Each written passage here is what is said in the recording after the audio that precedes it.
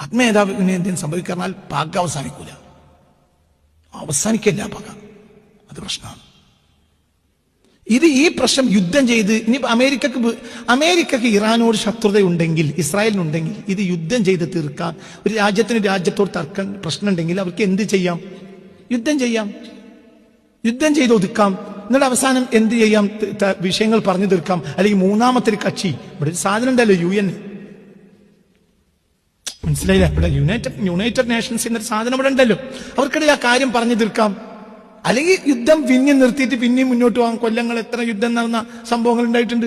അതേ സമയത്ത് ആ രാജ്യത്തിന്റെ പരമാധികാരിയും ആത്മീയനേതാവിനെയും കൊന്നു കഴിഞ്ഞാൽ അത് പ്രശ്നം, അത് അവിടെ അവസാനിക്കൂല. ആ പ്രശ്നം അവസാനിക്കുന്നില്ല. ആ പ്രശ്നം അവസാനിക്കില്ല. ആ പക അവസാനിക്കൂല. നൂറ്റാണ്ടുകൾ കഴിഞ്ഞാൽ അവസാനിക്കൂല. ഈ പ്രശ്നത്തിന് ഇനിയിപ്പോ ഈ പ്രശ്നം ഇതിന് സൗകര്യം മുഴുവനും പേർഷ്യൻ അറേബ്യൻ രാജ്യങ്ങളിലുള്ള മിലിറ്ററി ബേസുകൾ, അവർക്ക് അമേരിക്കക്ക് എല്ലാവിധ സൗകര്യങ്ങൾ ചെയ്ത മിലിറ്ററി ബേസുകളാണ് ഗൾഫ് രാജ്യങ്ങളിലുള്ളത്.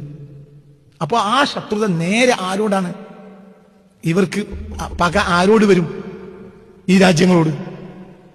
ഇസ്രായേലും ഇവരും തമ്മിലുള്ള ഉഭയപക്ഷ മുസ്ലിം രാജ്യ നേതാക്കന്മാർ ഇസ്രായേലും തമ്മിൽ അതിശക്തമായ ബന്ധം നിലനിൽക്കുന്നുണ്ട് എന്നത് ഇപ്പോൾ എഫ്സ്റ്റീൻ ഫയൽസ് പുറത്തു വന്നപ്പോൾ വരെ ദൃഢമായി ലോകത്തിന്.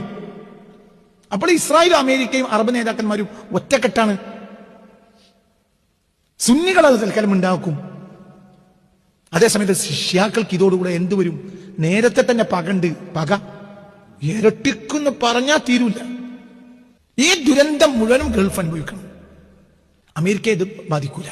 അമേരിക്ക ഇത് ബാധിക്കേയില്ല. അമേരിക്കക്ക് ഇത് ലാഭമാണ്.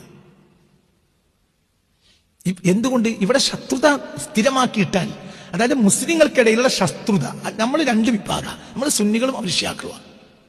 അപ്പോൾ ഇത് തമ്മിലൊരു അഭിപ്രായ വ്യത്യാസം സ്വാഭാവികമായും ഉണ്ട്.